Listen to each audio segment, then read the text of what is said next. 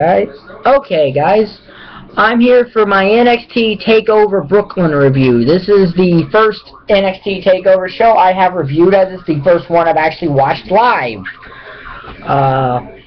Because honestly, I don't watch NXT too often, but I am going to watch every NXT Takeover, which tend to be bi-monthly specials now. So, this is a 6-match card, so we have a maximum 30 stars for this show.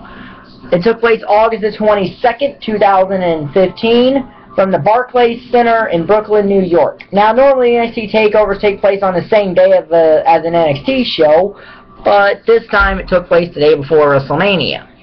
Our opening contest is Jushin Thunder Liger making his WWE debut versus Tyler Breeze.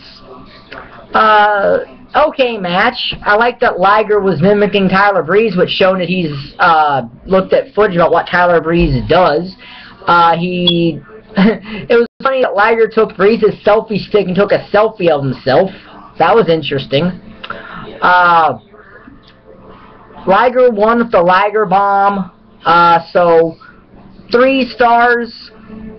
I do have a problem with the booking decision of having Liger defeat Breeze. Now, I know this is the first time that Liger debuted in the WWE, and it's the first time he had a WWE match.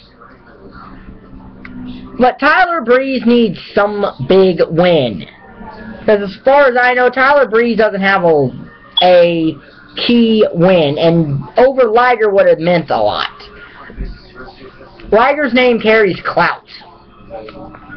So, beating Liger would have done a lot for Tyler Breeze. So, I kind of disagree with the booking decision having Liger win, but it was still a good match, 3 stars.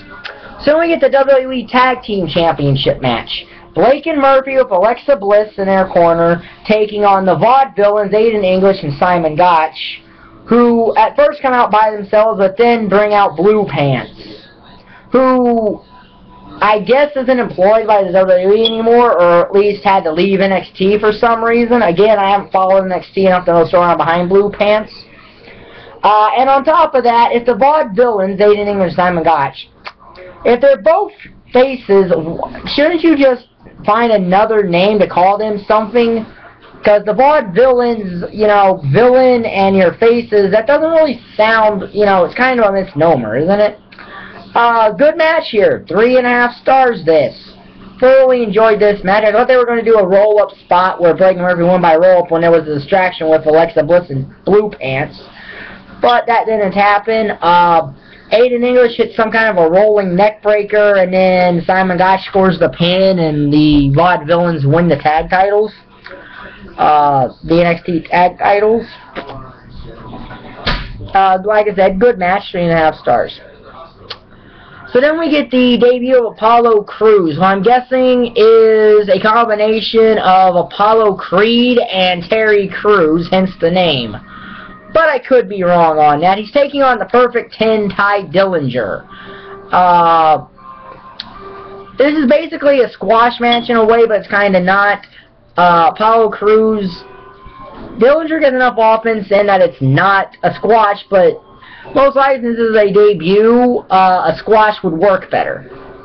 Apollo Crews gets the win when he does a press slam and then a standing moonsault afterward. 2 stars.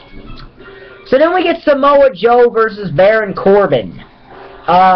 In a good match. I know that Baron Corbin is not used to going long in NXT. I think prior to this, his longest match was against Rhino at the last takeover Unstoppable, which was only around 5 minutes. This is a good match.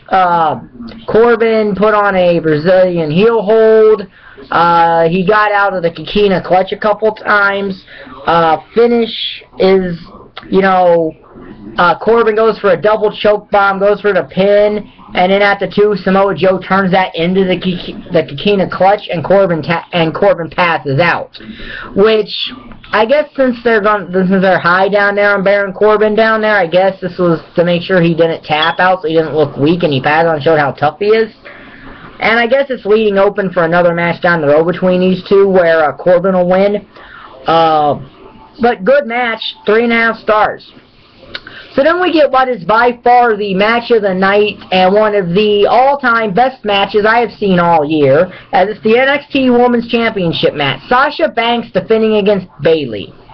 There's a lot of history here because these four, I guess, were kind of like sort of the clique in a way. Down in NXT, the four horsewomen, as they're known. Charlotte, Becky Lynch, Bayley, and Sasha. And Bayley's the only one of them who's not on the main roster yet. And there's a lot that comes into play in this match. There's a lot of psychology in this match. Sasha Banks worked over Bayley's hand, her injured hand that was injured, and she missed 2 months of action because of it. And the fact that you had all the stuff about the build-up package helped. Sasha's entrance was interesting. There's a lot of good stuff here. Bayley counters Sasha's little double knee thing in the corner that eventually she does from the top rope. Bayley hits a belly to Bayley for 1 and gets a 2 count there. There's this weird spot which I don't think necessarily is a botch, but Bayley was, I guess, going for a Frankenstein or something, and Sasha pushed her off, and it looks like Bayley fell on her head. I don't necessarily think that's a botch, but it didn't really look nice. Bayley then hits a reverse top rope Frankensteiner, or a move that used to be, I believe, called the Eliminator. And then she quickly goes and hits the Bayley to belly. That's a tongue twister. And then gets the win and becomes, I believe, the 4th NXT Women's Champion. Because you had Paige, Charlotte, Sasha Banks, and now Bayley. So I believe this is only the 4th NXT Women's Champion. Full 5 stars here. No complaint I actually have. With Sasha being on the main roster, she needs to lose the NXT Women's Championship. So, and then you had Charlotte and Becky, they came in, and then Sasha broke character, which is rare, because WWE doesn't let that happen too much. And they all did a 4 horsemen, similar to the 4 horsewomen down there. So, yeah, breaking character works sometimes, and it worked here. Even though I'm surprised that WWE approved that. Or Sasha might get his over doing that. I don't know. But it's nice to see people break character for once. So then we get the main event. The ladder match for the NXT Championship. Finn Balor defending against Kevin Owens.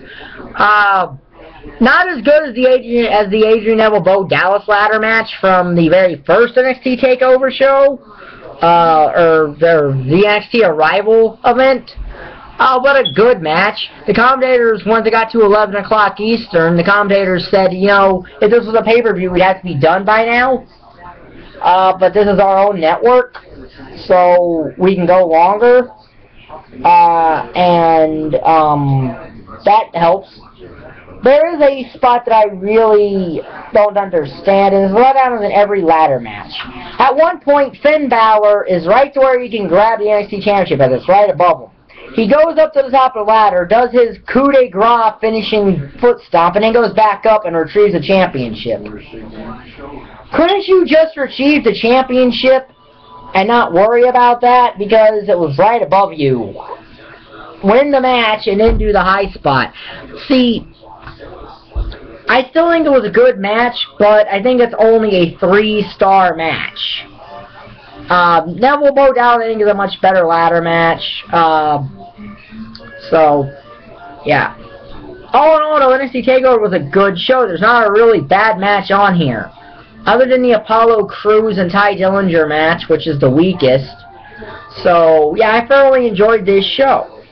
So, everything about this show, including its rating, will be in the description box down there. If you like this video, like button is down there, subscribe button is down there. And thank you for watching. Bye.